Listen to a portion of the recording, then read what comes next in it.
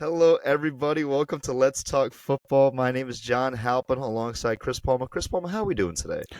Doing good, man. It was another fun week of football. Couple of upsets, couple of upsetting showings, but all in all, it was a good week. It was a great week of football. So let's get right into it with our Week 14 recap, starting with your Steelers on Thursday Night Football against the New England Patriots, where the Steelers fall to the Patriots 21 to 18. You and I kind of said this last week, first team to 20 wins, and it just happened to be the Patriots, man. Yep, for the first time ever, a team that is above 500 lost to two teams that were at a deficit of at least 8 wins. And it was Pittsburgh, because we lost to Arizona the week prior, and then now Pittsburgh this week. New England this week. It was the ugliest offense performance I've ever seen. And that's saying something because the Steelers have been very pitiful on offense the whole year. But let me just give me your brief thoughts, man. Like, what do you see from the Steelers that's still like with Matt Canada gone? Why is the Steelers offense still inept? Well, the thing is, the last time you and I actually spoke about it on here, I said Matt Canada was a major problem, which he was, Mhm. but you and I agreed where he was not the full problem. There were problems on our offense when it came to execution, decision making, being able to read through progressions at specifically quarterback. At this point in time, I was talking Kenny Pickett. The same issue applies with Mitch Trubisky and his progression reading and his ability to adapt and his ability to read defenses and everything in between. I watched that game from the second quarter to the end. That man cannot read a progression worth nothing. He can't read a hot route. He can't set a hot route. He cannot read a defense. He, it was, again, it was just the ugliest offense performance at quarterback I've ever seen. Yeah, and so with that, despite the Patriots being one of two teams eliminated from playoff contention, the Pittsburgh Steelers fall to 7-6, still in the playoff race at the sixth seed, but they do have a tough test against the 7-6 Colts this upcoming Saturday. So Yeah. there's going to be a lot of shifting of teams in the playoff bracket from now until then. But the Steelers, they're still staying alive, man. Yeah, we're sitting in sixth place at the moment, but again, the 7-6 brigade in AFC is nuts. There's 8 teams that are 7-6 fighting for that last spot right now. It's a third of the league. It's it's so nuts, bro. It's so nuts. A third of the So league is 7-6. so okay. With that being said, actually, wait, no, that's a quarter of the league. 32 teams, 8 teams. So Yeah, you're right. okay. So with that being said, let's move on to Sunday football, starting with the New York Jets and the Houston Texans. With the Jets coming out with a strong victory of 30-6 over the Texans. Texans quarterback C.J. Stroud went out with a concussion, and he is probably going to miss this upcoming week against the Titans. But it was a good win for Zach Wilson and the Jets. It was a big FU to the Jets organization, despite them winning. Yes, that was a big old middle finger from Zach Wilson, especially now that it came out. I believe it was either today or yesterday. I saw it today that they have agreed to move on from each other come the following year. So the Jets will be trading Zach Wilson next year, this offseason. As they should, because he definitely deserves to be on a team that's not riddled with so many mismanagements And from so starting quick at to the point top. the finger. I So know. quick to point the finger. Yeah. So, uh, Zach Wilson, it was a great win for you, and hopefully you move on to a better team with greener grass and not that turf. So, Just please don't follow Sam Darnold to Carolina. Don't do that. I don't think he will. I don't think he will, but we'll see. We'll see what happens within this offseason. Let's move on to Sunday in Baltimore, where my Baltimore Ravens beat the Los Angeles Rams 37-31 in overtime on a punt return taken back by Ty Wallace. Man, what a Yep. game. 70 yards or something I saw in 76 overtime punt. yards. You're right. But I wanted to backtrack to the fourth quarter a little bit. I was watching Sports Center and they had brought up a call. I didn't hear them because I was watching it while I was at work. It had to do with Lamar Jackson going on a scramble. He was hit, the ball came out, and um it was ruled down but during review, his knee was not down and the ball was out, and the Rams had recovered the ball. Should have been ruled a fumble, was ruled a sack, and you guys scored 3 plays later to I take think a late lead. he actually threw it out of bounds. I don't think that was still No, it in was play. in play. It was in It was play. in play. It was in play. Okay. Okay. Well, it wasn't called. It wasn't called, missed call, but good win for you guys. I'll take it, man. Especially being in Baltimore in that stadium in that rain, it was Must it have was a been great. fun watching that game. It was an absolute blast watching that game. It was so much fun, and I want to give a shout out to our friend Nick Bates. That was an excellent time. We had a wonderful time together. Sorry about your Rams, but I gotta say I did like the way the Rams looked too. They looked really good, despite playing the Ravens. Ravens defense didn't really have it that day, but I gotta say the Rams kept up pretty well. Yeah, I have to agree. The Rams, they look playoff ready, and that's interesting to say that they look playoff ready at this stage in the game when we kind of were counting them out earlier in the year. Yeah, they're 6-7, and they are on the outside looking into the playoff bracket, but a couple of wins, and they could see themselves in the playoff bracket. So it'd be fun to see Sean McVay and Stafford have another crack at it. So that'll be fun to see. So let's move on to New Orleans, where the New Orleans Saints took care of business against the Carolina Panthers, 28-6. This was a very straightforward win for the Saints. Yeah, the Panthers are in shambles. The Saints are out again, like you said, outside looking in the playoff race, but they're right there. The entire league is basically split by half a game. So a couple I, wins, a couple much needed wins, and they can find themselves in two. Well, I mean, the NFC South is a three-way tie for their division leader. The Bucks currently lead at 6-7, tied with the Falcons and the Saints at 6-7. So Right. it's a three-way tie, and anyone can take it. So it's right there if they want it. So It's wild to think that there's a chance that a team that goes negative, or two teams that go negative, could potentially make the playoffs because of that division. well, I mean, at least just one team if goes negative because they have to have the division. Other teams who have a better record will make the wild card. But we've seen it before. We saw it in I think most recently in 2020 where Washington went 7-9 and won their Right. respective division in the NFC East. So that it happens. It Well, definitely yeah, it happens. Actually, wait, Saints no. did it. The Saints But did it. They went 7-9, didn't they? Or 7? no. I'm thinking the Bucks last year also did it at 8-9 as well. Oh, right. So, it does happen, man. We do see it every once in a while. It's not rare. It's not common, but it does happen. Let's move on to Cincinnati, where the Bengals took care of business over the Colts, 34-14. Jake Browning on a 3-game winning streak for the Bengals. Bengals are 7-6 and find themselves heating up at the right time. Hey, shout out Jake Browning for filling in the shoes that he needs to and facilitating the ball to the stars and letting them do the thing. Bad loss for the Colts. Again, the 7-6 brigade is huge, and they're one of those teams. Absolutely.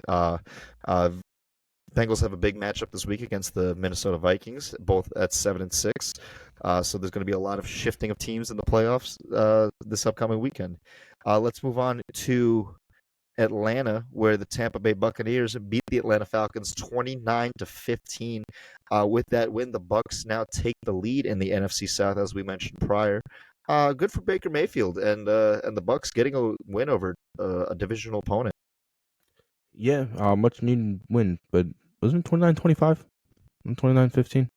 Or what did I say? Oh, did I say 29-25? Yes, you're right. Yeah, 29-25. So it was a little bit closer. But no, hats off to Baker Mayfield again. It's just like the 7-6 brigade in AFC, 6-7 brigade in the NFC, and that entire division, like you said, is at a deadlock at 6-7, minus one team. Minus one team. Okay, let's move on to Cleveland, where the Cleveland Browns took care of the Jacksonville Jaguars 31-27. Joe Flacco and the Cleveland Browns getting it done, man. Cleveland's looking pretty good with Joe Flacco under the helm. I wouldn't say that much. He did one game, had one practice. They bumped him back down to the practice school.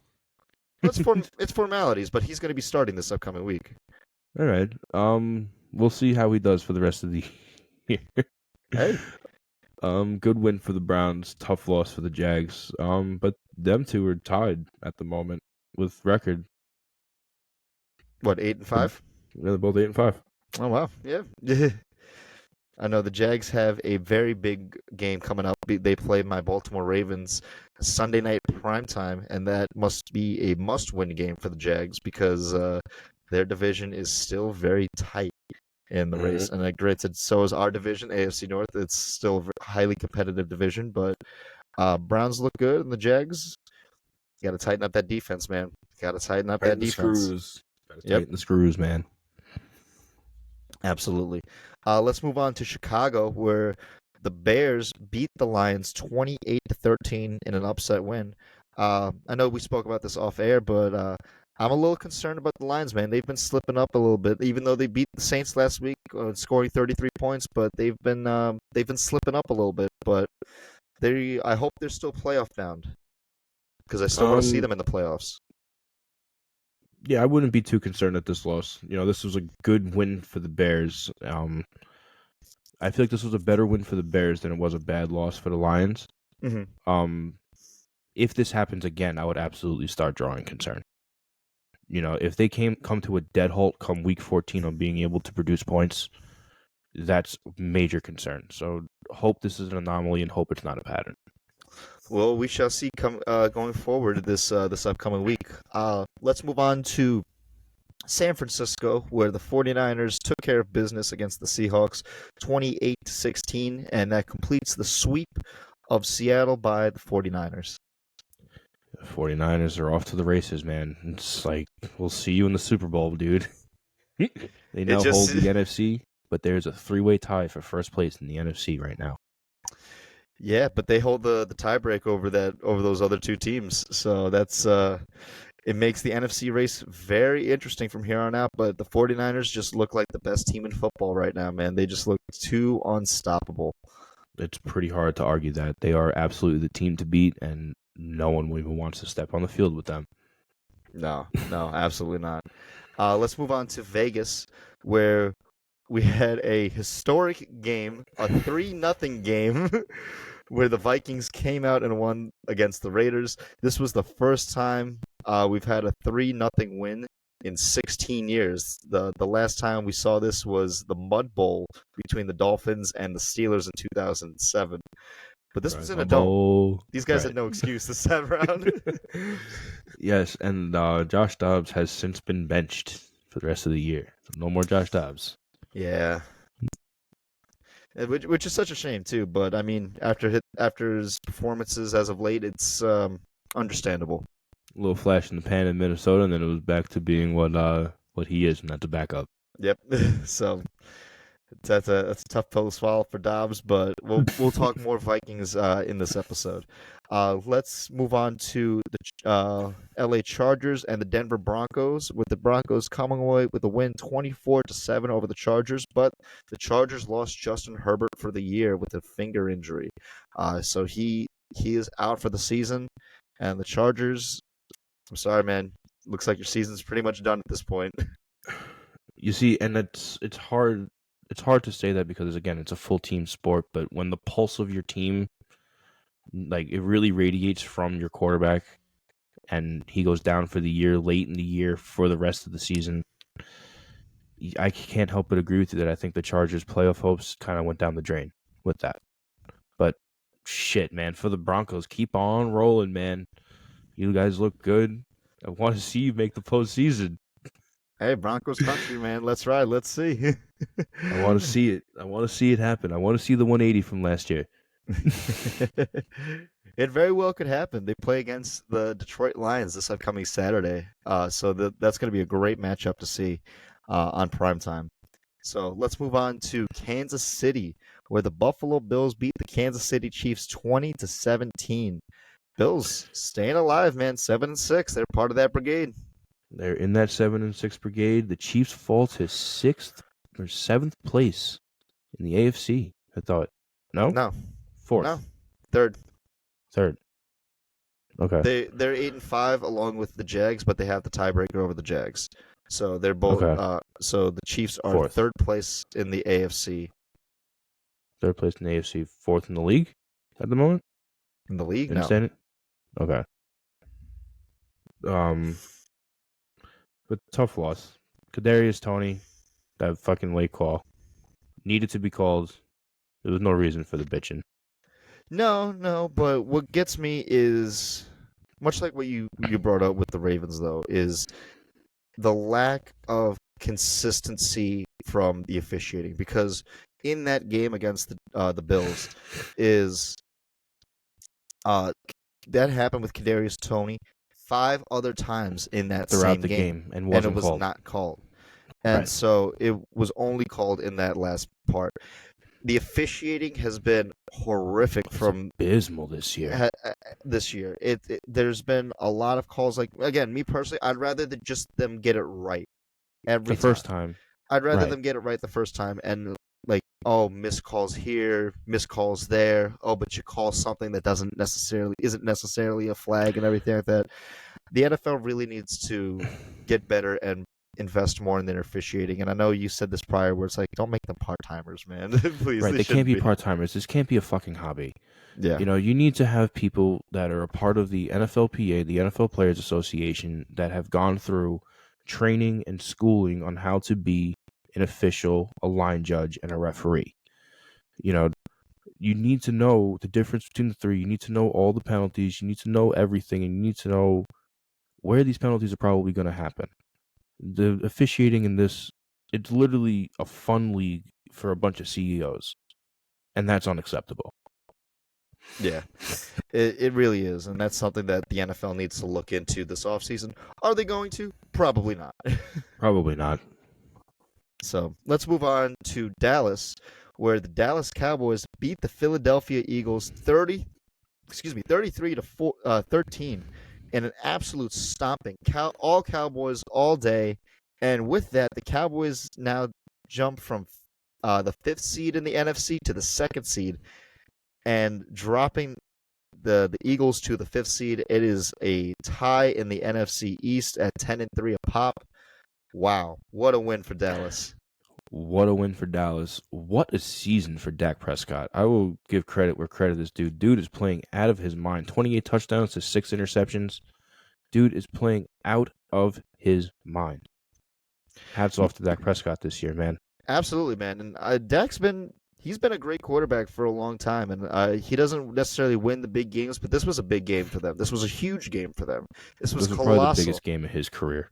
Well, he's going to have plenty more ahead of him because Dallas looks playoff bound, and they're going to have some tough matchups. They're probably going to see the Niners or Philly at some point, and it's not going to be easy in the playoffs, but I want to see how this Cowboys team, with Dak Prescott playing the way he's playing and this Dallas defense, I want to see how they're going to be against great competition. And so Right. far, they did not disappoint against the Eagles. No, but a very disappointing showing for the Eagles on the other side, man. Don't put up only 13 points. You guys have been the Turnovers. front. I know turnovers. You guys have been the front runners of the league all year. Now the question is, have you been found out? Can you Well, overcome this? Well, much like you and I talked about, is like their offense can be good. Their offense turned it over 3 times, but man, their defense lets up points, and Yes, they do. And it points proved and itself punches. true. Mm-hmm. Absolutely. So tough loss for the Eagles, great win for the Cowboys, and we have a whole lot of football left in between. Let's move on to Monday night, where it seemed to be upset Monday on that day, where the New York Giants and Tommy DeVito coming away with a win over the Green Bay Packers 24-22. Oh my God, the Italians everywhere just raising their flags. Chris Palmer right now got a Tommy DeVito tattoo right on his shoulder blade, man. I don't know about a Tommy DeVito tattoo, but I'll give him this. I'll give him that. 3 wins in a row. He is definitely making the end of the Giants season that much more fun. Good win. Hard loss for the Packers, though. Oh, absolutely, absolutely. Let's move on to the other upset that happened on Monday night, and that was the Tennessee Titans upsetting the Miami Dolphins 28-27. These were close games. These were good games, but man, Titans, Will Levis coming with a strong comeback victory in the fourth quarter. Hey, tough win. To be able to dig deep and win by a point at the end. Very, very tough win. Good fourth quarter comeback for Will Levis. We will talk more this week I about know. him. We'll talk more Titans because we didn't really talk that much Titans throughout the season, but we're going to talk them this upcoming episode. So let's with that being said, that is our Week 14 recap. A lot of great games this week, and we're looking forward to a lot of great games this upcoming week for Week 15. But we wanted to first start and talk with the Washington Commanders and the Los Angeles Rams. Surprisingly, we only talked these teams once this year each. So I think now is probably the time to start talking between these two teams. And you mind if I start, Chris Palmer? Go for it. Okay, man. I will say again, being that I was at the Ravens Rams game, a great game, unbelievable game. I like how the Rams look, and I especially on offense, they have a lot of great young offensive talent that really complements the vets that they have there. Matt Stafford still got it in the league, man. He's still one of the best quarterbacks in the league. He can just his decision making is elite. His arm has not lost a step.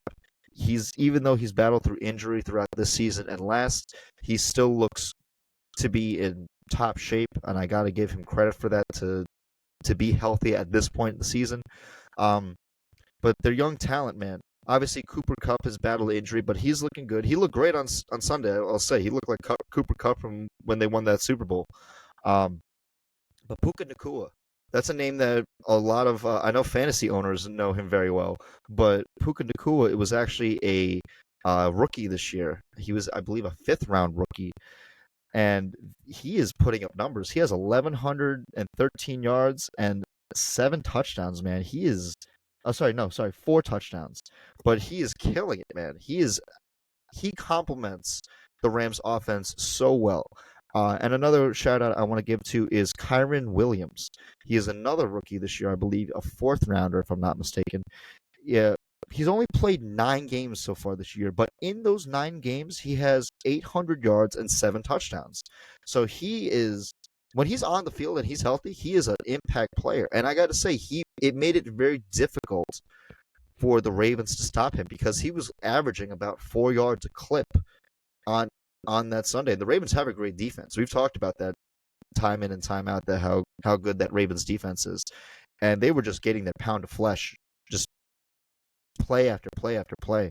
Um, but the Rams' defense is very concerning.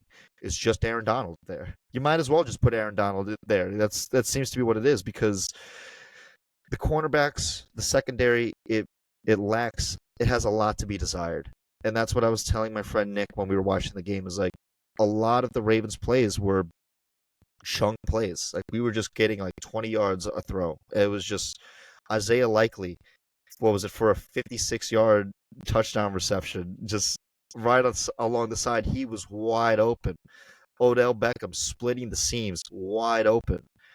These are all preventable. These plays don't have to happen to you, but they just give up these plays. They need better secondary, safeties, cornerbacks. They just need a lot of help in the secondary. And are they going to make the excuse me, are they going to make the playoffs this year? I hope. I hope they do. But are they winning a Super Bowl this year? Absolutely not. They're not the best team, not only in their own division, but not in the NFC or in the league. Um, but that's the Rams. I like the way they look. Uh, but just a couple off-season moves, get a couple key players, they can look very good next year. Now I want to flip it to the Commanders, man. You guys are struggling hard, and it's been Sam Howell. I like Sam Howell. I think he's a really good quarterback. He he slings it extremely well. He's got 3,400 yards, 18 touchdowns, 14 picks, but he's been sacked 58 times. That is Right. unacceptable. That is completely unacceptable.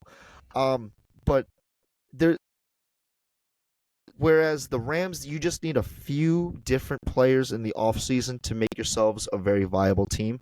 Washington, you need to make a lot of great decisions.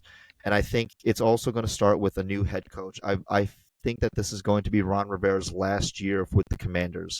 Um, I I could see them just moving on to a different regime, and as they should. I mean, but Ron, you and I, we're big fans of Ron Rivera. We think he's a great head coach, but his time has just come in Washington, and Washington needs to just start making different changes from the top down. And they have. They have new ownership now at the top, and now they're going to get new general manager, new coach, new players. So this Washington team is going to be completely different next year. And I hope for their case they're a better team next year. Yeah, no, I totally agree with you on everything you just said, pretty much.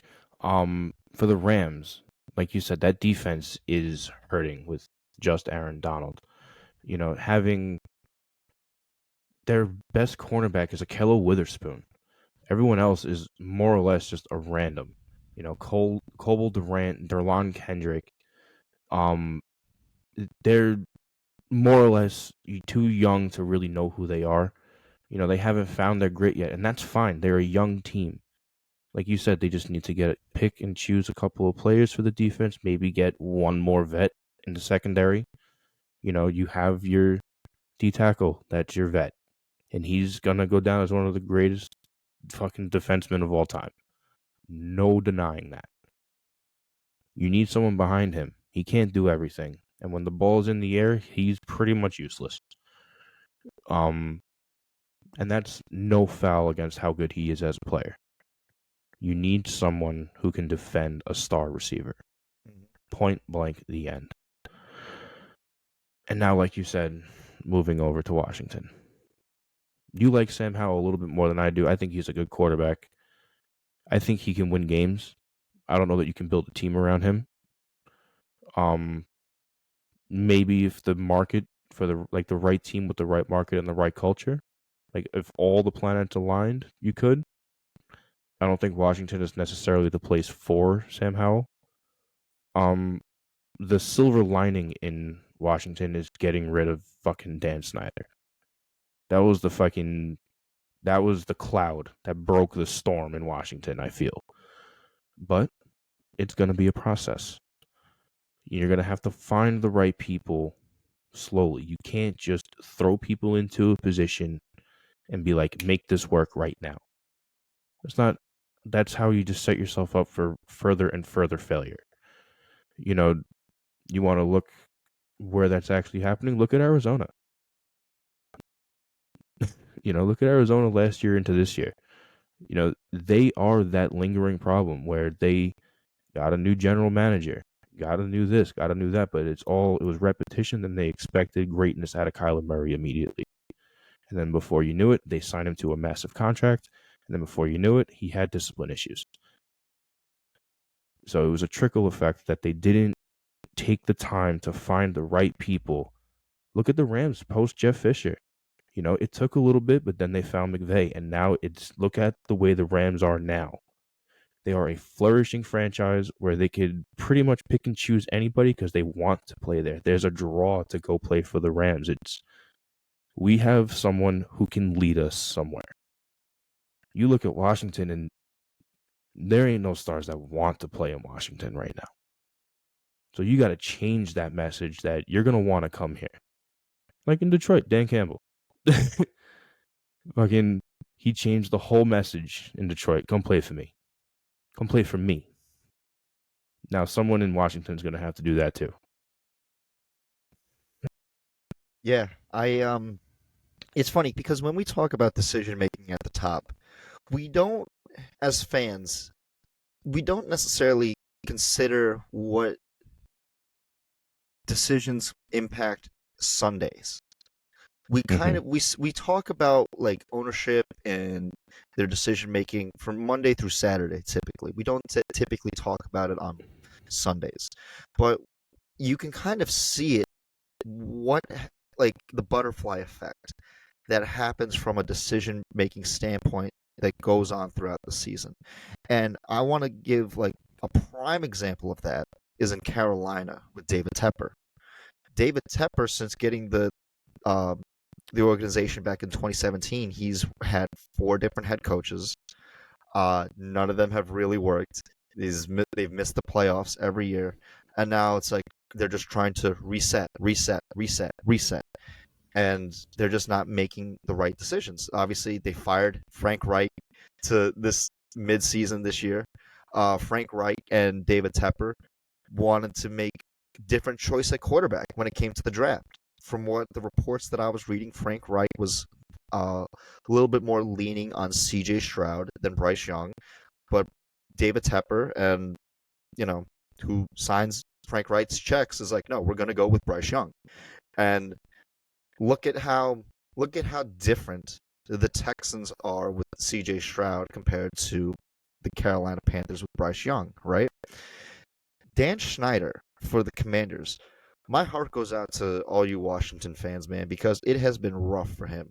Because it's funny that you say that no stars wants to go to Washington, but since his reign, he's had the philosophy of I'm going to sign aging stars way past their prime to massive deals that's not going to pan out at all. Right. Deion Sanders, at the end of his career, was in Washington.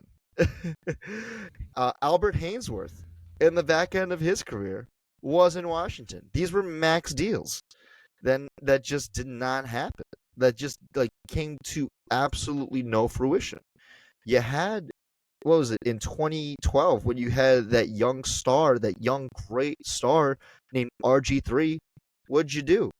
You absolutely ruined his career. You broke him. You kept me like, you broke him. You can sit, but since we made the playoffs in the first time in forever, we want you to play. And so, and in him playing, it aggravated his knee even further. And he was never the same quarterback after that. Yeah, you had Kirk Cousins in the beginning of his career. And what did he do? He wanted to leave there because of how bad all the decision making is there. And again, I have a little bit more love for Washington as a franchise, but I hated Dan Schneider as an owner, man. He just basically hired his friends in key executive decisions to the point where they had to undergo numerous scandals in order for them to leave. Dennis Allen. You remember John Gruden? You remember when he was in the league? He left because of obviously the racist emails that were exposed to him. But you know who he was emailing? Dan Snyder. Oh, Dennis Allen. Dennis Allen, one of his best friends, who was an executive that worked for Dan Schneider. And they actually had to undergo numerous federal court cases because of the mismanagement in Washington. It's been a tire fire. And again, we don't see that on Sundays. We just see Sam Howell, Terry McLaurin all suit up.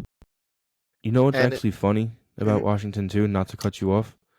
One other thing that the Washington franchise is currently going through, they're going through a fight with the Native American people, right? The Native American consulate right now to get the name changed back to Redskins because the chief on the side of their helmet was a real person.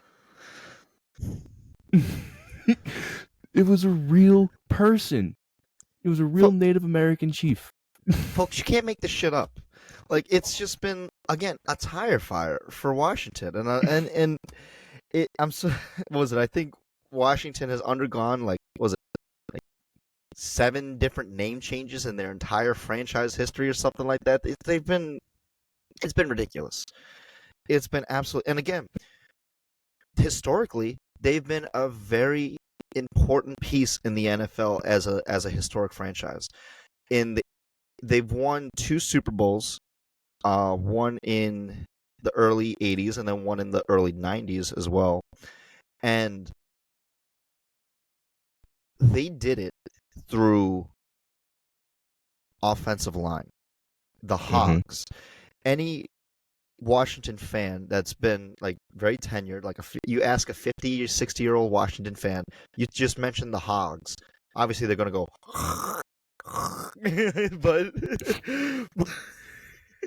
But it, I got you with that one. But it was a great team. It was a team Right. led through their offensive line, protecting their quarterback, giving great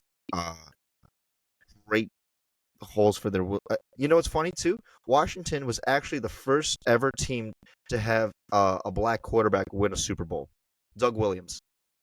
Doug Uh, Williams. actually, no. I stand corrected. Actually, Washington No. has won 3 Super Bowls. If I'm not, yeah, they won 3. Uh, Okay. so, but yeah, Doug Williams again.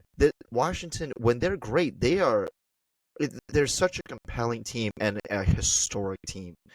But lately, under the guise of Dan Snyder, they have just been mitigated to the side, and it's a shame too because when you look at the stats this year, it's like they can be good. They can be good. I really like their receiving core of Scary Terry, Curtis Samuel, and Jahan Dotson. I think those are great wide receivers. But, you know, Sam Howell, he's doing all he can to pass the ball. But he's getting sacked nearly 60 times, and it's not Right. even the end of the year. So, Nutty. your defense, your best defensive player, is your Now a safety. 49er. Well, now a 49er, but now it's their safety. So, which, like you and I, we talked about when we talked about Washington earlier this year, is when your safety leads your team in tackles, that means a lot of people are getting to the backfield. A lot of people Right. are going past your defensive linemen and through your linebackers. And it's Right. There's too many I open hope field opportunities yeah, going from there's the too Washington many defense. exactly. I just hope that under this new regime for Washington, they make the right decisions. Because for too long, Washington has just been hampered by horrible decisions year in and year out. And for their sake, I hope that this upcoming offseason is the turning point to a brighter future ahead. I absolutely hope so as well. I hope it's at least the big step was getting rid of Dan Snyder. They did that. 100%. And that probably hurt like hell to rip off like a band-aid. But you had to do it. Let the wound heal and move on. And just start trimming everything he did and undoing it and getting back to what you know best, and that is protecting your quarterback. That is what you're known for. Get back into that motion and fucking protect Sam Howell. Yeah, man. I mean, Jesus Christ. I mean, just new offensive line, better defense, stronger in the trenches. You just don't overthink it. Just It's make gonna it simple. take. It's going It's to gonna take take time. a couple years. It's going to It may take a take a lot of decade. years. It may take a decade, and that's something they have to be willing to accept. Dan Yep. Snyder had his claws in deep into that franchise. Yep. So it's it may take a long time to fucking heal from that wound. But it doesn't take, if you make the right decisions, it doesn't take that long to make a turnaround. You just need to make Right. again the right decisions. Just again look at the Texans now. They're from what they were last year to this year. They were pitiful last year. Now they're Right. looking to scratch and then claw their way into the playoffs despite all their injuries. Right. And you get the right decisions, get the right people. It doesn't take that long, but for Washington, be patient. Trust the process. Right. Trust it. You did the right thing. Just move forward. Sean McVay, when he first came into the league, he was 4-12, but Right. they stuck through. He was the right decision. They kept drafting the right teams. They made the right drafting the right players. You acquired Matt Stafford. He was like the missing piece, and then boom, you won a Super Bowl. And off to the races you went. Right. Absolutely. So trust the process. It's not going to be easy, but we hope you have a brighter future ahead, Washington. And for the Rams, I hope to see you guys in the playoffs, man. You guys are fun. Yeah, you guys are a lot of fun to watch, and I hope to see you there. I hope to see you there more so for Matt Stafford's probably last lap around the sun. Yeah. Hats off to Matt Stafford on now what can be considered a Hall of Fame career. You and I we've spoken about this to nauseum, that this man should be a Hall of Fame conversation while he was in Detroit, but he needed that ring to solidify it. Absolutely. But now you can say it's confirmed 100%. It will be a Hall of Fame career when it's all said and done. So if he does wind up tying it up, just thank you, Matt Stafford, for everything.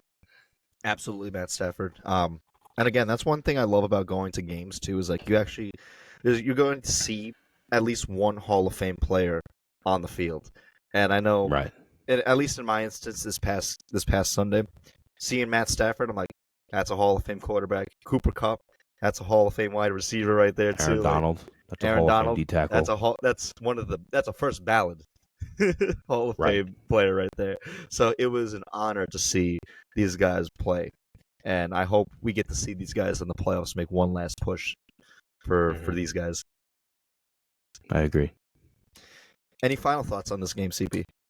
Um, this game could turn out to be pretty fun if Sam Howell decides to, show up and throw some sparks. But I feel like this could almost be a put away game for Washington. Hey, let's So see, man. I'm excited for this one. I think this is going to be a great one to watch. So with that being said, let's move on to the Titans and the Texans. So I know we did talk a lot of Texans so far this year.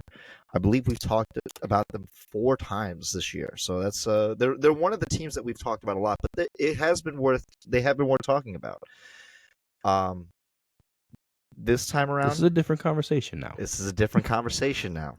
So Chris Palmer, I'll let you start off with this one. All right. Well, going into it, of course, both of these teams are not at 100%. And that's actually really unfortunate that we don't get to see these teams at 100%. Will Levis, and now I'm sorry, who is it back up in Houston? Davis Mills. Davis Mills. Ugh. Davis Mills. This is going to be the true question for Houston. What is your perseverance like? You lost Tank Dell for the year just a couple weeks ago. And now you lost CJ Stroud. And I was saying in the recap, when it comes to the Chargers, they just lost Justin Herbert, and he was their pulse for that team. Mm-hmm. And now it's a full rostered league. You got to play a full roster. You got to be a full team. Is CJ Stroud your pulse? Or can you guys show that in a couple weeks' time, you guys will not have skipped a beat? You guys are totally for real and belong in this conversation. That's my question for Houston. And now flipping to Tennessee, you have been riding pretty high on Will Levis, and I respect it. He's playing well enough not to lose games. He had one great game in Atlanta, 4 touchdowns. Great game. He's only had 4 touchdowns total since then. He has 8 touchdowns on the year. Mm-hmm. He had 1 touchdown in Miami last week. Mm-hmm. And I know I'm not one to talk about when it comes to mediocre quarterback play, being a Pittsburgh Steelers fan this season. But I can see unimpressive when I see it. He's not necessarily impressing me. He's not wowing me. Mm-hmm. You know what I mean? I need to see more from him. And this is going to be the test for him too, because now this defense in Houston, he could potentially have a breakout game against this defense alongside with the hurt offense. If he decides to have another 4 touchdown game against this Houston team, Houston may not be able to answer. And that's what I really want to see come out of Houston is who is going to be the guy to say, he wasn't our only star. We belong here. And now let's go make a play. And let's go make a move. Let's go score. Let's go do something. Let's go set the tone that Houston isn't a one pulse team.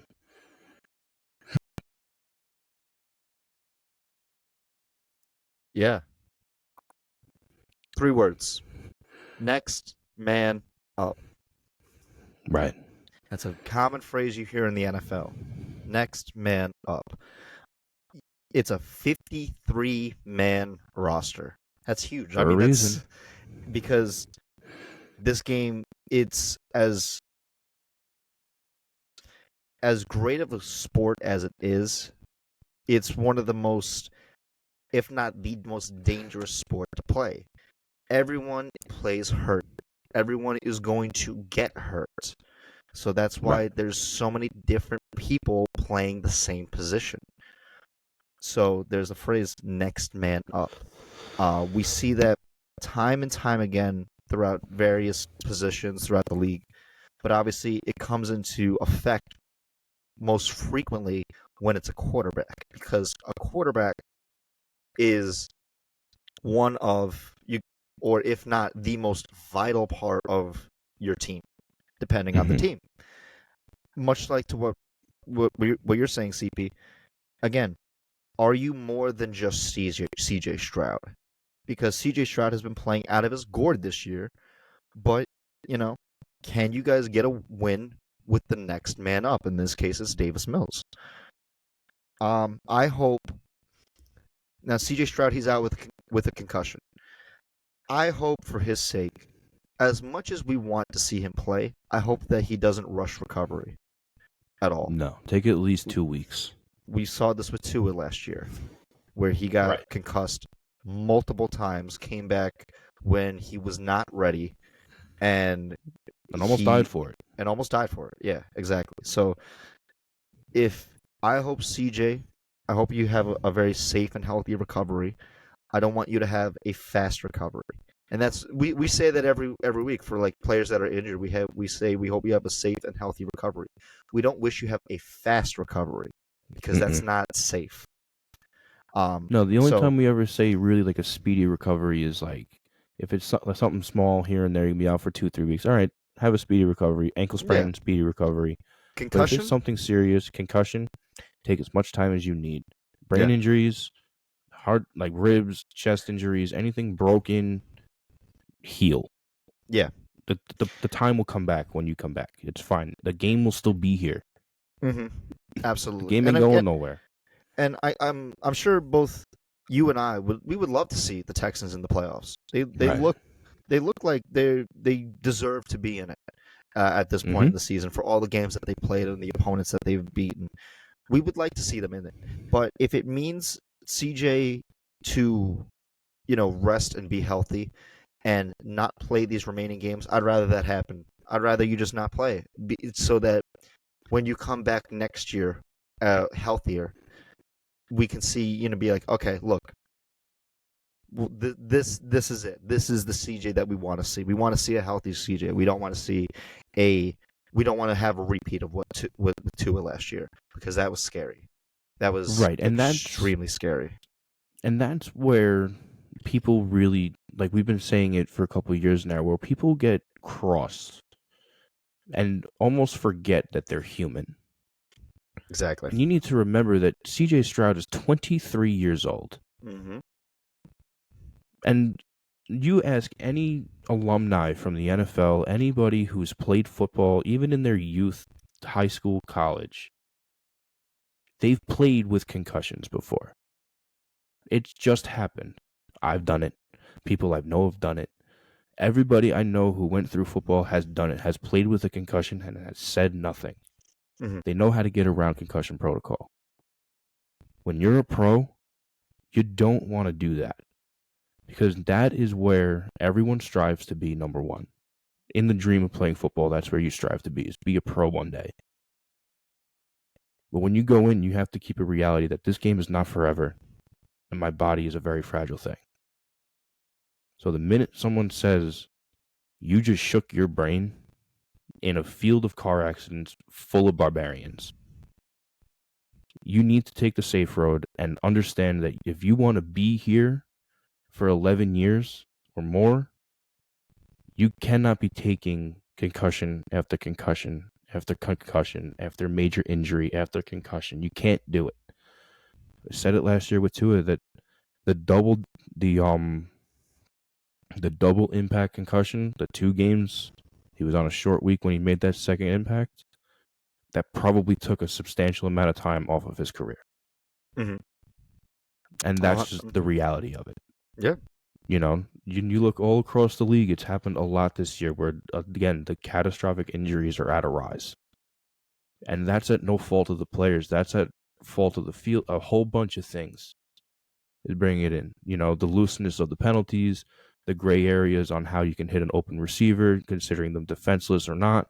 There's a whole different era of, I guess, conservative play that's causing catastrophe. Mm-hmm. Because it's all kinetic and potential energy now. You have a 300-pound man running at 11 miles an hour. How the hell is he supposed to stop? And now focus on not hurting the guy he was been trained since he's 8 years old to wrap and drive and go through. Now he has to hold him, gingerly bring him to the floor. And now he's running full speed. I'm running full speed. I now have to try and stop my momentum. He now has to try and stop his momentum. And now we're hitting fake grass where the ground has no give. It's just a recipe waiting for It's disaster. a recipe for disaster. And that's all we've seen this year is disastrous, catastrophic injuries. Starting with Nick Chubb's knee earlier this year. If you remember, when Nick Chubb blasted his knee. That was week 2. Yep. Week 2. Mm-hmm. So,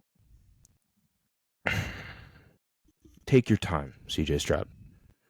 The time for the Texans in the postseason will come. If you're out 2-3 weeks, so be it. You have a long career ahead of you.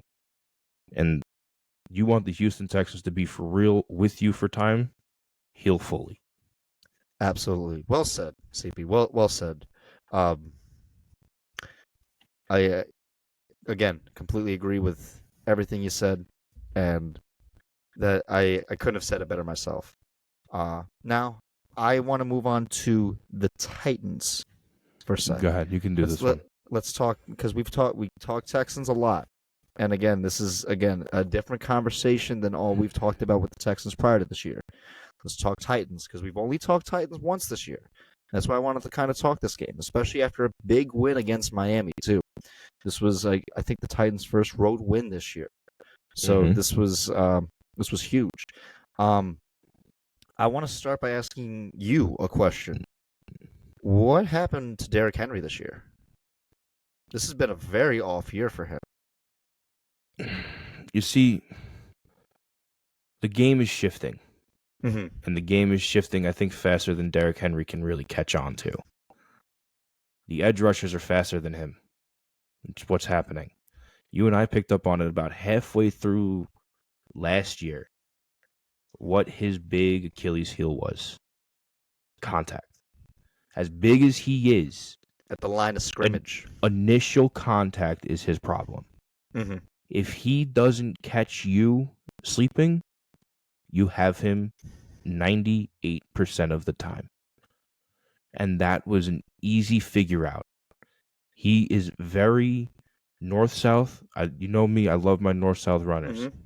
He does have sideline speed, but it's more so because of the strides he takes versus actual acceleration.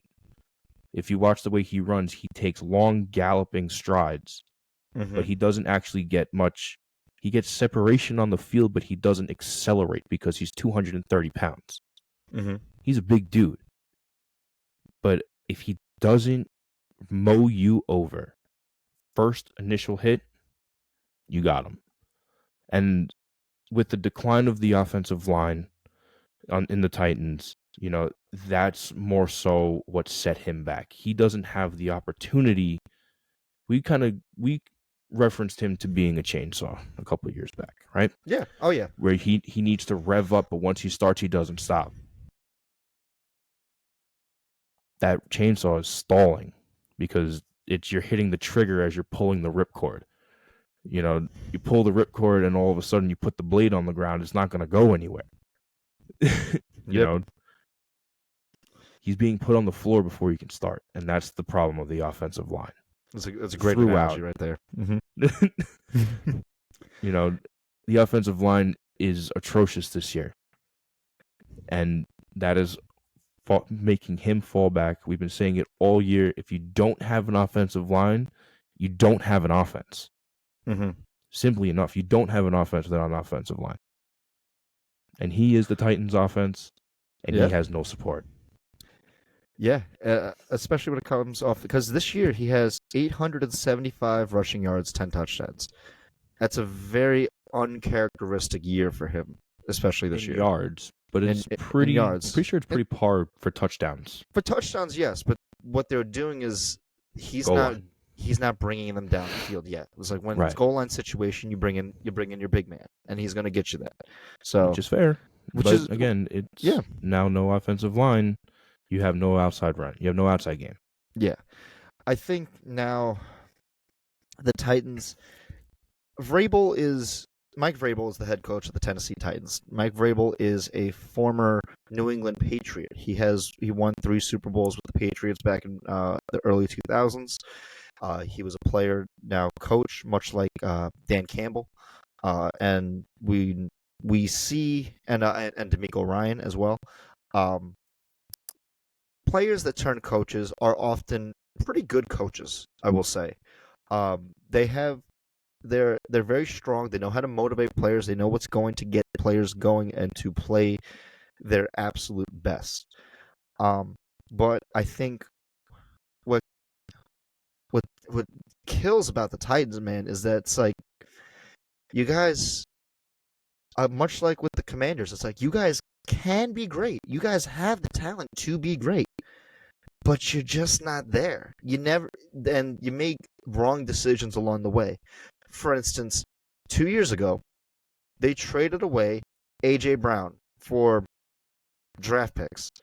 At this point in time, it's like, well, that was a mistake. Right, that was a that, major blunder. that was a mistake to do that. You you signed Ryan Tannehill to a max contract. How's that doing for you now after you drafted 2 quarterbacks in the last 2 years? Right, Malik Willis and now Will Levis. So that right. So that contract, was clearly a fucking mistake. that's clearly a mistake too. Obviously, hindsight being 2020, but again, it's decision making at the top. These are all decisions being made not out of Mike Vrabel's control too. Um, I will say again, this has been a very off year for Derrick Henry, but running backs don't get better as their career goes on. Right, they The get numbers statistically worse. It's just they what get happens. yeah. So Derrick Henry, like his best years are probably behind him, which is a shame too because they were the first seed in the AFC like 2 years ago. Well, yeah, but you also got to remember that was the year he ran for 2,000 yards. No. That was actually that was prior to that. He ran Oh, for that two. was the season before That when he was got the quad injury. that was like 2 years prior. He ran for Okay. 2,000 yards, but like 2 years ago, they were they were the first seed, and then obviously what happened? The Bengals came to town. Ryan Tannehill threw 3 interceptions, and then that was it. Boom! Your whole dream of going to the Super Bowl, poof, Everything else puff went up in puff smoke. and smoke. When Derrick Henry ran for 2,000 yards, they actually made it to the AFC title game against the Chiefs, and then Chiefs just Chief man. They did their thing. Um, Titans, it sucks because the last couple years is like you guys were highly competitive and were a great team, and now within your own division, teams are just getting better. The Jags are better. The Right. Colts are better. The Texans are better. You guys are now relegated to the bottom at this point. And it's a shame too because the Titans are again another great historic franchise. They were the former Houston Oilers, and now they moved to Tennessee, and they're the Tennessee Titans. They've only been to one Super Bowl. They lost to the Greatest Show on Turf in 2000, but by 1 yard. It was one of my favorite Super Bowls that I've ever seen. I watched the highlights; that's a great one. But Tennessee, you've always had great running backs. Always. Eddie George, uh, Chris Johnson, Derrick Henry, even back in the day, Earl Campbell. That's where your Earl strength Campbell. derives from. And now it's a Right. shame, too, where it's like Derrick Henry, he's going to be another great, probably Hall of Fame talent running back that's now on the decline because you've wasted so many years of just bad decision making stemming from the top. Now, And you know what's upsetting? mhm. You know who it's starting to sound like?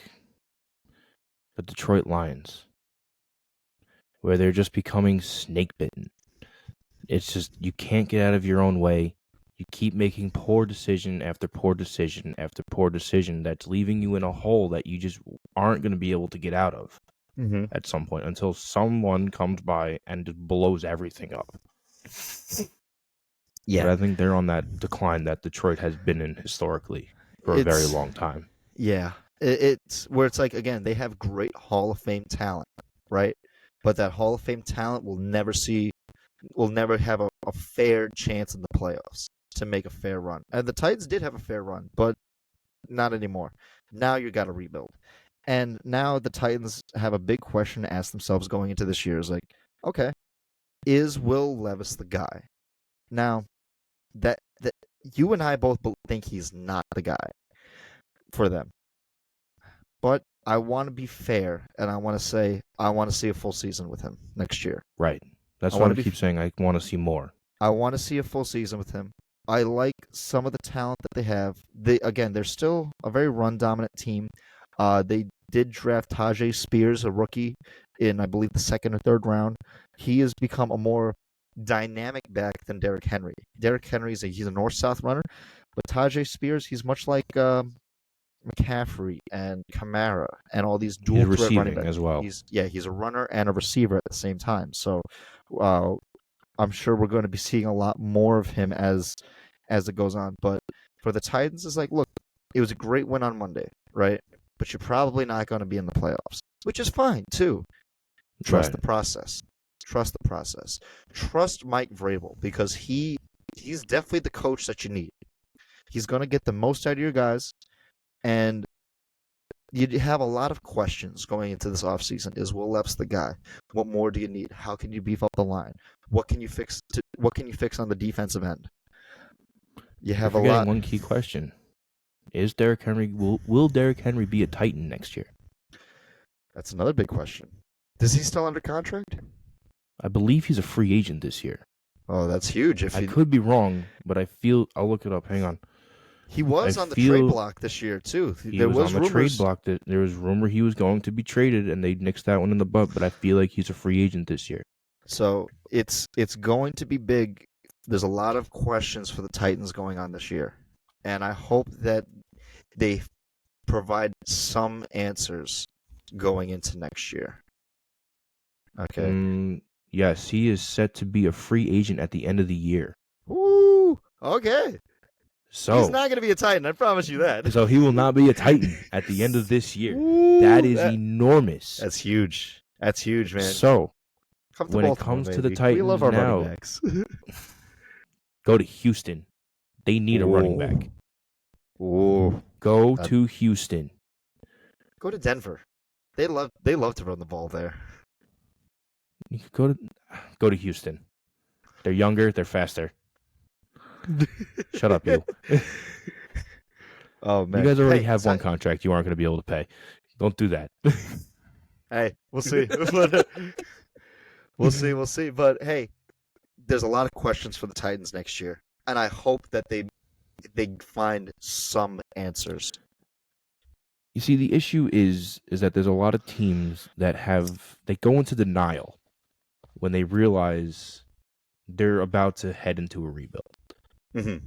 They don't want to do it. They want to latch on as hard as they can to what they had, and then it just makes what they have look worse. Mm-hmm. And that's where the Titans are at right now. They need to embrace the fact that Derrick Henry is not the answer, unfortunately. Yeah. He's a free agent this year. Don't try to sign him again. Pretty sure you tagged him last year. That's why he was on the block this year. Let him go. Let him go and embrace it. Got a new quarterback. Maybe you'll find a new couple of coordinators. Who knows? Trust the process.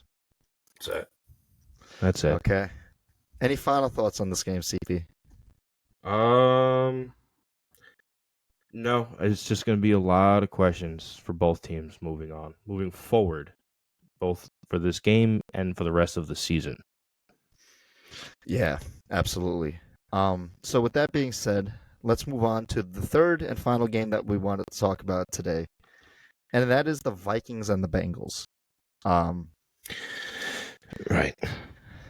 It's it's crazy too, but I want to again still say the three words that I said last segment. Next Man man up. up. And Jake Browning, the quarterback for the Bengals, number 6, he has stepped up. He has stepped up in a time where they can because Joe Burrow went out and he, it's crazy too because Jake Browning, ironically, should have started this year so that Joe Burrow could have rested his calf injury. Right. And then the Bengals were very adamant in not in in starting Joe Burrow. Like, no, he's going to play through injury. No, no, no. You should have had him rest. Should have All let year. him. As long as Should have needed. should have as long as he needed. Because you know why? When you play with an aggravated injury, something else is going to happen, right? It's just the way the human everything is connected in the human body. So it's like you hurt yourself in one area, but yet another. It's like whack-a-mole. You try to fix one problem, and then something else pops up. And I feel for you, Joe Burrow, because the Bengals have not been treating you right as you should be. Um, with that being said, Jake Browning, he has stepped up, and he has been very well through five. Was it 5 games? 924 passing yards, 5 touchdowns, 2 interceptions. Very solid. Very, very solid for 5 games. We're seeing a lot more Joe Mixon involved. That's what we've been saying. That start balancing your offense now, Right. and Balance it a little bit. it shouldn't have taken this long. And Joe Burrow 3 years? to be like, well, not this long. Well, at least for so far this season, it should not have taken you this far into the season to find a balance offensively, and should not have costed you your quarterback to do so. That being said, Joe Mixon, he's got what 768 rushing yards, 7 touchdowns.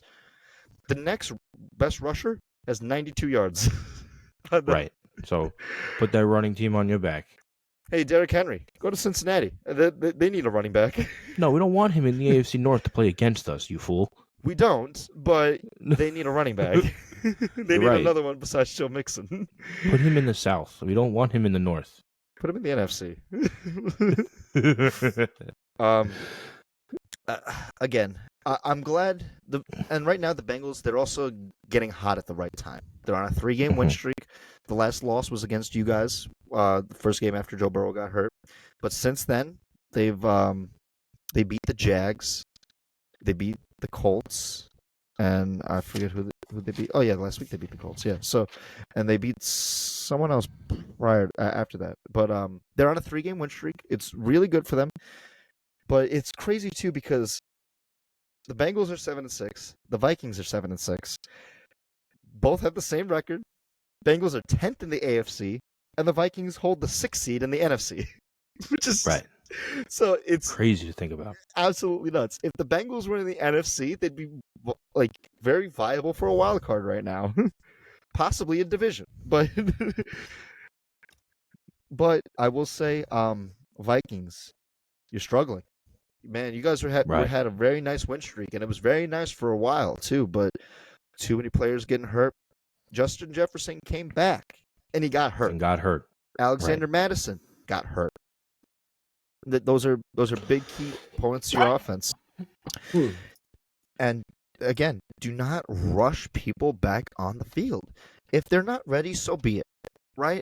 Next man up. Right. That's what we've all been saying. Next man up. You shouldn't force someone out there who's not ready. Because you know why? Look at Joe Burrow. This is what happens. Look at Justin Jefferson. Look at it's Look at it's- RG3. You said it earlier. Look at RG3. That Look at should be the RG3. prime example. look at Tua last year. Look at Right. just don't do it. Just these are people. And these people deserve respect for their bodies. Respect their bodies, and if they're not ready, they're not ready. But because if they're not ready, there's a person right behind them that's ready to play. And I know people don't want to play, like they don't want to be injured because it's like, oh, I could lose my job, and that's the sad truth of being a professional athlete, where it's like, oh, the next person behind me could just be better, and I can never see the field again. Unfortunate, but yes, it's true. However, you got to respect these players' bodies. Justin Jefferson, you're going to see the field again. You're like Joe Burrow, you're going to see the field again. Your jobs are not that, Not in in jeopardy. danger. They're not in jeopardy. Right. But it's this game, huge playoff implications. Huge. Huge in playoff implications, dude. This is a playoff game. They start off the 7-6 brigade in the AFC. Again, there are 8 teams that are 7-6, and they are 2 of them. Again, like you said, hat off to Jake Browning for doing what he needs to do and stepping in and filling in the shoes of Joe Burrow. Mm-hmm. But my God, man, Cincinnati, really, you are torturing this poor gentleman in Joe Burrow. You are torturing this gentleman by not letting him heal. Like you were just saying, when it comes to the human body, everything is connected. So when you play with an injury, your body tries to compensate. Your body compensates when you're doing anything hurt. So like let's say it's a shoulder injury and you can't really do much, you can't hold much weight with your right shoulder or your left shoulder. The opposite part of your body is going to pick up the slack that your body is failing at, and you won't even feel it happening. But because of that extra stress, it's now going to lead to a potential injury on the other side as well later down the road. So when you look at Joe Burrow and you look at how at first he had the calf injury, then he came back and then it followed up with a hamstring injury. And then he came back and then it followed up that he had a hand injury that seemingly came out of nowhere. He was also arguing with a wrist injury earlier this year. He has these little injuries that his body isn't taking the time to heal. It's calcifying but not healing. He's going back in. His body's compensating for what's still hurt, and then it's leading to another small injury. It's another injury. A couple weeks, he'll be okay. Oh, another injury, another week or two, he'll be okay. When is it gonna be a thing? And I understand the drive to want to play, even as a player. Even if the coach is just saying sit out, you want to say, nah, put me in, I'm good. Mm-hmm. You have a long career ahead of you. Speaking to Joe Burrow specifically, and to CJ Stroud specifically, like we just said earlier. But Joe Burrow specifically, you have a very long career ahead of you. If you don't want the time at the end to be taken off, take care of your body now. Because the Bengals are not going to do it for you. You tell them you're okay, they'll put you in. They don't care. You tell them you're good to go, they will not argue. They'll tell you maybe you should take another week, but if you say I'm good, you're good. You're going to go in. Yeah. So it's ultimately your decision as a player. Mm-hmm. So if you tell them I'm not going in, I can't play, like you said, next man up. And the apprehensiveness of Cincinnati to not play Jake Browning should be a very telling sign as to how they feel about you as a person versus just being a number and a statistic that tries to get you to a championship. Yeah. Bengals. Jake Browning, just keep doing what you're doing, man. Joe Burrow, heal up. And I gotta say, against the Jags, there was a picture of Joe Burrow still on the sideline with the tablet in hand, helping Jake Browning, and that is Right. a true That's leader a perfect right there. teammate. That's And a as perfect again, teammate. oh yeah, and as much as I personally hate the Bengals as a franchise because they're division Gotta rivals and everything. respect Joe Burrow. I respect the fuck out of Joe Burrow, and not only is he like a great player, but He's a class act. he's a great person. And that's why, again, I have nothing but respect, and I like Joe Burrow, and he's a great person. He's what you want a football player, and especially a quarterback who's a face of your franchise. He's exactly the person you want him to be. So my hats off to him, even though again he's not playing this game. But yeah, we're talking about him. I do want to talk about another person who's not playing in this game, and that's Kirk Cousins. Kirk Cousins gets a lot of slack. He should be playing this game, but obviously he's out with a season-ending injury that happened in, was it September, October or so. He should be playing this game. And before he got injured, he was, in my opinion, he was on an MVP level. He was having one of his best years. And it's funny, too, because much like where it's like, he gets a lot of blame for the Vikings' ineptitude on offense. But look at what they are without him. Yes, they were on a winning streak without him, right? But what are they now? They are struggling to put up points right now. They were only scored, what was it, 10 points against the Bears on that Right. Monday We night put game? a 30 piece on them? What? They put up a 30 piece on them then, right?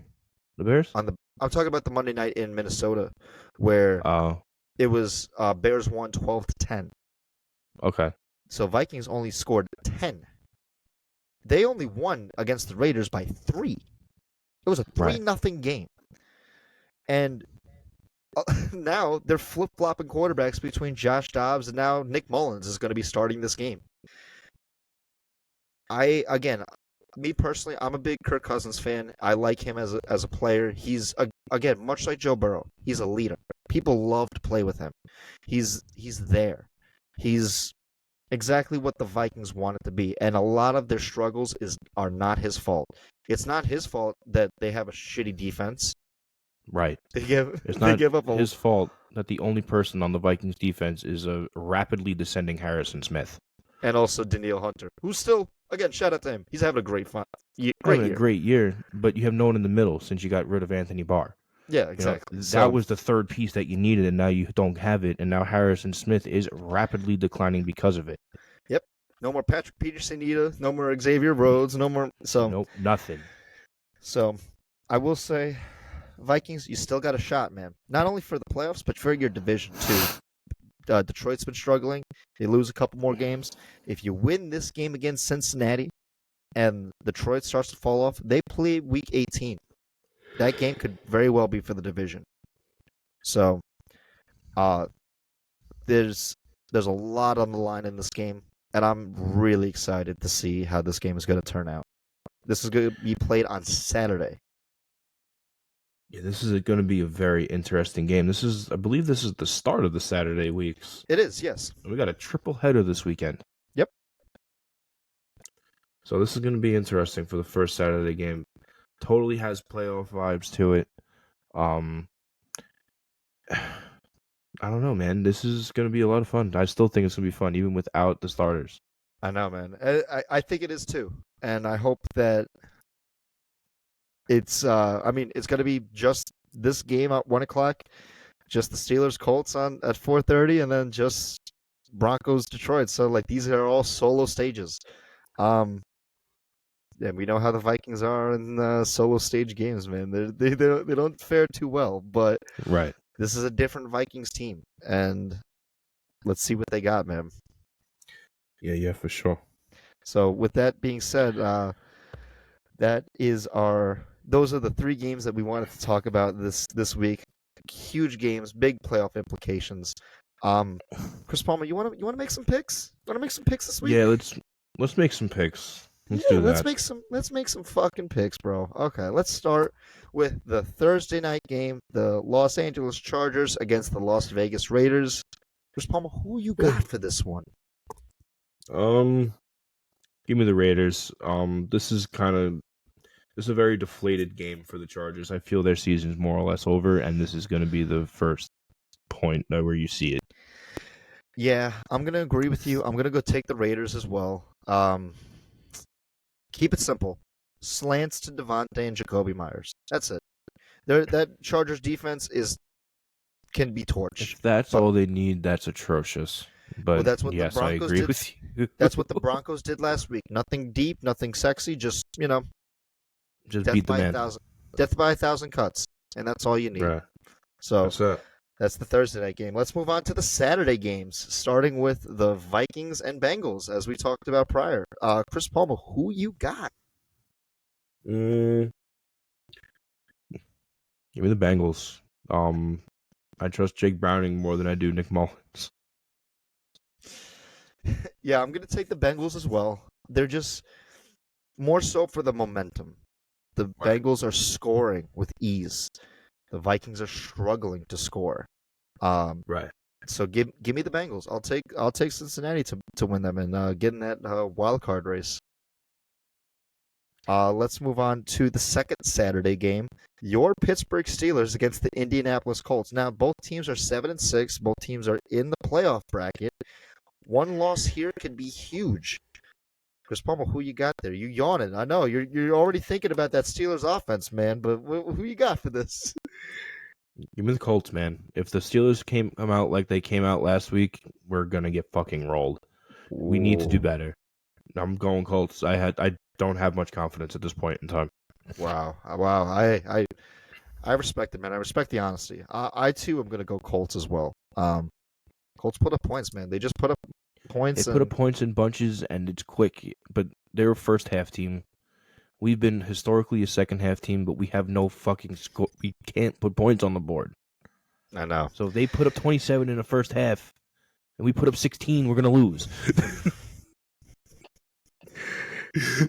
I love the passion, mate. I love the passion there. But you're right, though. It's again, Colts can just score with ease, and Pittsburgh struggles with it. And it's, you know, it's just who they are at this point, and hopefully they can both get better as into the offseason. Let's move on to the Saturday night primetime game, the Denver Broncos against the Detroit Lions. Ooh, this is a juicy one right here. Spawn, who you got for this one? This could potentially be game of the week. Give me the Lions. I'm gonna go Detroit on this one. I feel like they're gonna be the speed bump in the Broncos' way right now because they just took a bad loss. I feel like they are that team that's a good team that gets mad when they lose to a bad team, and they come out and they beat up the next team they see. And I feel like the Broncos are unfortunately going to get caught in that crossfire. It's going to be a very close game, but I think this is going to be an angry Detroit team. I think this is definitely going to be an angry Detroit team. I'm taking the Broncos with this. I respect it. Again, Detroit's just slipping, man. I'm just seeing something in Detroit that, like, as much as we both like him, and I want to see Detroit in the playoffs. I kind of want to see the Broncos in the playoffs too, but man, I think if the Broncos can again get that control that they do so well and that they've been doing so efficiently so far this year, it's going to be very tough for Detroit to really come back. But, Detroit, you have the weapons to do so. You have Jahmyr Gibbs, you have Money Monty, you have a plethora of wide receivers. So I'm going to go with the Broncos, but I think you're right, this does have the potential for a game of the week. So let's move on to Sunday, starting with the Tommy DeVito and the Giants going to New Orleans to play the Saints. Who you got, CP? Give me the Saints. I'm going to say that the Saints are going to win this one. They're going to move to 7-7. They're probably going to be the ones to send off the Giants and send them to 5-9. Yeah, I'm going to go with the Saints as well. It's been very entertaining to watch Tommy DeVito, but again, let's not overthink it here. Saints are just... Let's not think too far ahead. It's been fun to watch the Giants win some games with some, with some really Guido Italian motherfucker with his agent looking like fucking Inspector Gadget. Right. But let's not overthink this here. Saints are most likely the better team, and the Giants historically do not win in New Orleans very often. So I'm going to go with the Saints as well. Let's move on to Cleveland, where the Brownies take on the Bears, the Cubbies. I'm going to go with Cleveland here. I'm going to go with my man Joe Flacco, but not only Joe Flacco, but that number one Cleveland defense. You okay? Yeah, I'm good. Okay. Stubbed my toe and it hurt real Once bad. a day. Once a day. But yeah, I'm going to take Flacco on that offense and that more specifically that Browns defense. That Browns defense is crazy, man. Myles Garrett, he's in contention for Defensive Player of the Year, man. So I'm going with Cleveland. Yeah, I'm going to go with Cleveland, but I'm not going to step away and say that the Bears aren't going to fight. I feel like this is going to turn into a fist fight. And this isn't going to be a blowout like I think a lot of people are half expecting. Mm-hmm. Yeah, man, this is going to be a really good game. Let's move on to Carolina with the Atlanta Falcons taking on the Carolina Panthers. Chris Palmer, who you got?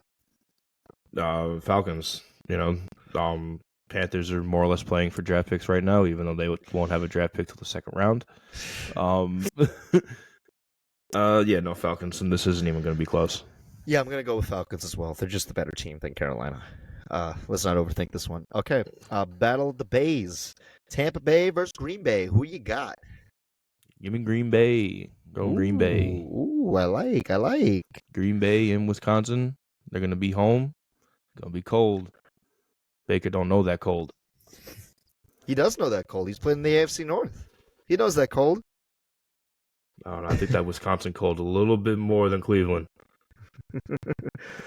Oh, man. It's funny, too. Right now, currently, these teams are both in the playoffs. Tampa Bay is the 4th seed in the NFC, and the Green Bay is now the 7th seed in the AFC. I'm gonna go with Green Bay as well. Again, I just think home field advantage. They slipped up against the Giants a little bit there, but the Packers I still think are probably the better team here in this instance. Young team, great team. But I'm gonna go with Green Bay as well. Let's move on to Miami, where the Dolphins take on the Jets and Zach Wilson. I'm gonna go with the Dolphins on this one. Let's not get too pretty on this. Who you got for this one? Yeah, no, this is gonna be another send off for New York football this week. Dolphins. It's not gonna be close. Okay then. Let's move on to New England, where the Chiefs take on the New England Patriots. Who you got for this one? I mean, give me the Chiefs, but let's not forget the chess master that's across the field. Could just happen. Yeah, I think Belichick is really going to make Mahomes' life hell. I'm going to take the Chiefs to win, but Mahomes is not going to have a comfortable time. It's not going to be a pretty game. I think it's going to be a very ugly game for them. But hopefully the Chiefs get back on the roll, because if they lose and the Broncos win, down they go. AFC West is going to be up for grabs then. Right, So it's wide open at that point. So we'll see. Okay, let's move on to the AFC South. The second game we talked about, the Houston Texans versus the Tennessee Titans. Chris Palmer, who you got for this one? I'm going to give the Texans the benefit of the doubt here. And I'm going to go with them that they're going to win the game. They, to me, with CJ Stroud in, of course, they seem like the more complete team. I hope it's not such a deficit that they are such an incomplete team that they miss the postseason. If that makes sense. No, that makes total sense. I'm gonna go with the Titans on this one. It's fair. They've been around with Will Levis longer. And more so, it's like I know what to expect from Davis Mills. We saw him last year. He's not he's a backup, and he's a backup for a reason. And I just think that Titans are going to be riding high after that huge upset against the Dolphins, and it's home too. They win home. A lot of their wins, except for the Miami game, has come from home. So I'm going to take Tennessee to upset the Texans on this one. Let's move on to San Francisco, going to Arizona. Do I even need to ask Safi who's winning this one? This is going to be such a fucking terrible game. I'm thinking about come on, we know who's winning this game. Come on. 49ers are winning this game. 49ers are going to win this game, but I think Kyler does give them a lot of trouble. Mobile quarterbacks do give the 49ers a lot of trouble. I think the Niners are ultimately going to win, but I wouldn't be surprised. I mean, it's probably going to be like 34 to like 16 or something 10. like that. But Niners all day. Let's move on to the first game that we talked about, Washington and the Los Angeles Rams. I'm going to go with the Rams on this one. I just like what I saw from them last week. Even though they lost, they had a good chance to beat the Ravens. And they're really vying for their playoff contention. So I'm going to go with the Rams on this one. Yeah, I'm going to go with the Rams too. Commanders are going to have to pack their bags, and they're going to wind up being another team eliminated this week. I think we're going to see a couple of really heavy eliminations this week. Yeah, I think we are. Let's move on to Dallas versus Buffalo. Ooh, this is a juicy one right here. But just wondering who you got for this one? You're gonna laugh at me, but I'm going Dallas. The Why Bills would have I been laugh? reckless. The Bills have been reckless all year. Um, and they should be the team to be concerned about at this point in time. They are really not playing well. They're not either. They're not. They did come away with a win in Kansas City. They probably should have lost that game, but they're still vying for a playoff spot. They're not the team that they were last year, but I will say I got to give it to Sean McDermott that they are starting to run the ball a little bit more effectively, and that's how you really beat this Dallas defense, and that's how you beat great defenses, running the ball consistently. Yeah, but Uh, you have to have an efficient run game going in, not figuring it out going in to play well, them. well, they are. They have been the last couple weeks. James Cook and Latavius Murray have been a very viable backfield for Buffalo. Um, so I do have to give credit to them, but at the same time, it shouldn't have taken you this long to figure it out. But Right. I'm gonna go with Dallas too. Again, I just like that defense. Prescott's playing MVP caliber, man. Um, yeah, I'll take Dallas on that. Let's move on to the Sunday night prime time game. My Baltimore Ravens versus the Jacksonville Jaguars. Who you got, CP? Give me Baltimore. Um, yeah, give me Baltimore, but I feel like this is going to come within one possession. Really? Okay. This is this is going to be a very tough game. Yeah, no, I feel it because I like the Jags defense, and I feel like they have what it takes to keep you out of field goal range pretty consistently. They're going to force you to score touchdowns. Okay. You know what I mean? I feel like they have what it takes to try and keep Tucker off the field. I mean, I'm going to go with the Ravens as well. Um, I think the Jags can match us point for point, but I agree with you. It's going to be a close game, but that Jags defense, I just don't like, man. They have been Swiss cheese as of late, too. They don't really get to the quarterback a lot. They give up a lot of passing yards. Um, they really need to tighten the screws on that defense, man. That's a big Achilles heel for them. But offensively, they're dual threat. They can run it, they can pass it. And Trevor Lawrence, I hope they didn't bring him back too early from that high ankle sprain 2 weeks ago. They But probably did, but that's just how it goes. that's just how it goes, man. So I'm gonna take my Ravens to beat the Jags, and Mikey, we better be watching that game together.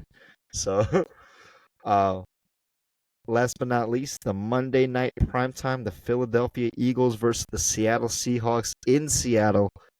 Who you got, CP? This is a bounce back game for Philly. Give me Philly. I agree with you. I'm going to take Philly as well, although it is a tough place to play in Seattle on primetime, man. That crowd is roaring, but I think you're right. Eagles, this is going to be a bounce back game for them. Yep. Awesome.